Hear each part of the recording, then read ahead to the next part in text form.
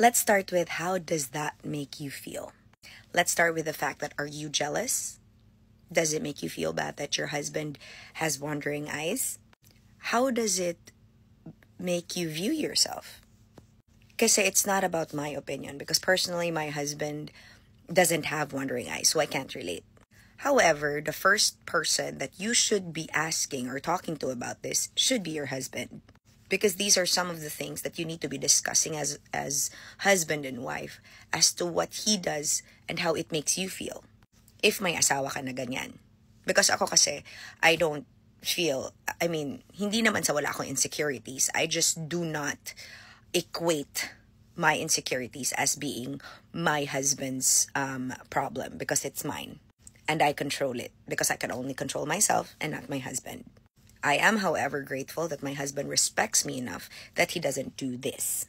Because, of course, he gets it free. And besides, I'm also on the internet, so I don't really, I don't feel or that I equate my value as a woman to whatever he sees on the internet. Because I also know that there will always be somebody younger than me. Let's start there. There will always be somebody who's sexier. There will always be somebody who's better. But there's also the fact that I'm the wife.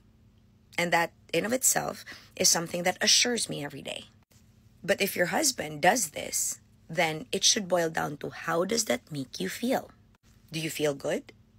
Does it affect you in any way? If it does, then you should be speaking to him about it. If he acts on it and stops doing it, good. But if it doesn't, then it makes you realize that it should be you that you should be changing. It should be your mindset. Diba? Because hindi mo dapat din ine-equate sa asawa mo ang value mo. Kahit asawa mo na siya. Gets? Kasi ako, my husband has friends who post my days of them being in a bikini, all that. And it's normal. And nakikita ko naman that he sees it. But, iba kasi yung wandering eye, meaning hinahanap. Hinahanap. Hindi na nakikita. Kasi normal naman yan. And besides, why would I feel bad? Nakakabikini pa rin naman ako. At least, ito, pwede niyang dilaan. Yun, hindi. At least ito, takes care of him. Yun, hindi. Yun naman kasi ang mindset ko. So, hindi ako nai-insecure sa ibang tao. Because ako, yung insecurities ko are things I can control and I will control and manage. And I communicate what doesn't make me feel good. Yun naman eh. Alam talaga ng asawa ko yan. I really told him. Selosa sa selosa, kasi alam naman niya yan. Pero if you don't give me a reason to, I'll be fine. If you don't give me a reason to overthink, I'll be fine. Pero kung gusto mo ako bigyan ng problema, gusto mo ako ipa-feel that I'm not enough, and this isn't enough, go. Ganon. Diba? Because ako, I take care of myself. I take care of myself. I try to maintain my weight. Mini-maintain ko rin ang pagkahubadera ko. And I also make myself feel good. So that if I feel good, my husband feels good too. Gets? Hindi ko siya ninanag sa mga bagay that I can control within myself. Like insecurities. Like flaws. Ikaw naman is that you're asking me for my opinion. Ang point dyan is you should be talking to your husband about this. Gets? Because he should be assuring you that kahit may wandering eye siya, ganun lang talaga. Ina-appreciate niya yung iba. Ang tanong, how does that make you feel? Kasi ikaw naman yung asawa. 'Di ba?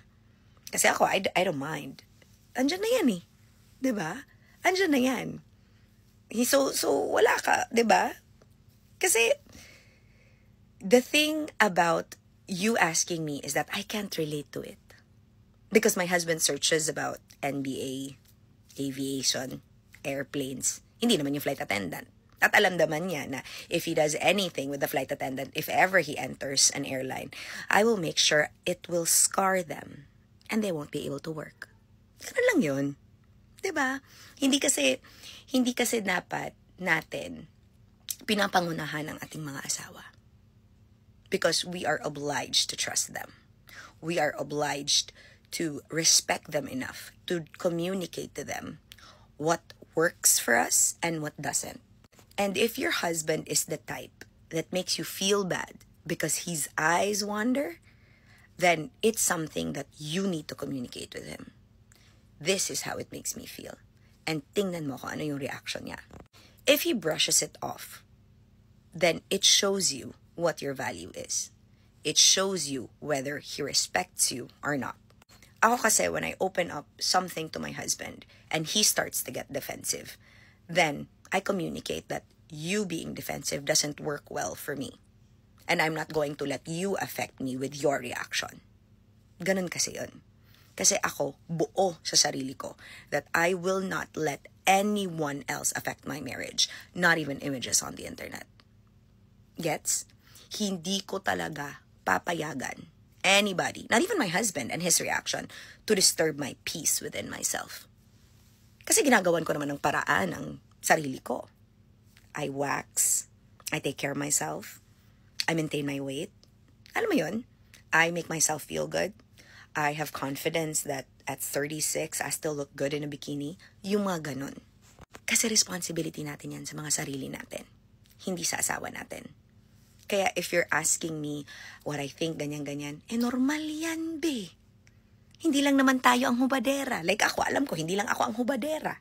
May nakikita talaga ako sa my day na nagba-my day sa friends ng But ako naman kasi, I'm very simple din. If I do not like it, it's gone. Ganon. If hindi, kasi at the end of the day, hindi naman niya kailangan ng babaeng nakabikini na yan sa buhay niya. Bakit? May maaambag ba yan sa aming mag-asawa? Is she a good friend to him? Hindi rin. Was she present nung nagkakami na? Hindi rin. So, bye-bye. Ganon. Pero hindi rin naman kasi, 'di ba? Hindi rin naman kasalanan ni Ivana Alawi kung siya pinapanood ng asawa mo, be. Gets? 'Di ba? Hindi magkaiba kasi 'yun. Basta sa akin, kung ano ang kaya kong i-control, which is ang sarili ko, ginagawa ko. Ang ginagawa ko din, kino-communicate ko sa asawa ko how it makes me feel. Kasi sa simula, may ganun. Pero, nung pinanood ko once, nakikita ko pa may day na may naguhubad-hubad. Tapos biglang nawala. Ganun. Ganun lang. Kasi pinapihili ko naman din kasi siya. It's either mawala yan sa my day na nakikita mo, or mawala yung tao na yan. Ganun.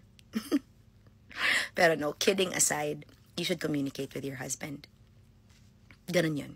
Your husband should be the one to assure you that this should not affect your marriage. Because if it starts affecting your marriage, then you should think very clearly as to what you will tolerate and what you won't. Kasi ako very simple talaga. Ayoko ng stress sa buhay at ayokong apektado ako sa reaction niya sa mga feelings ko. So it's either he does something about it or I do something about it. I control myself. I focus on what makes me feel good. Ganun lang. So if ayaw ng asawa mong makinig sa'yo at ayaw niyang gawa ng paraan ang mga bagay na nakaka-apekto sa'yo that you have to go on the internet to ask random people like me for my opinion on that, then my opinion would be, if your husband doesn't adjust, change him. Ganon. Ganon lang talaga. Because you have to focus kasi on yourself eh. What makes you feel. How it makes you feel as a wife. Diba? Kasi kanino ka ba dapat tatakbo, magtatanong, makikipag-usap at isi-share ang problema mo, kundi sa asawa mo muna kasi siya naman ang may cause niyan. Claro? Okay. So, ayun. And aside from that, also make yourself feel good, look good, make an effort on yourself also. Don't let yourself go just because nag-asawa ka. Because ako, ang thinking ko din talaga, the moment nag-asawa ako, mas na-pressure ako na dapat magpaganda, hindi para sa kanya, para sa sarili ko. Kasi syempre, nagpili-pili, magod ako ng bata sa akin, day. So, dapat talaga MILF ang peg ng buhay. Diba?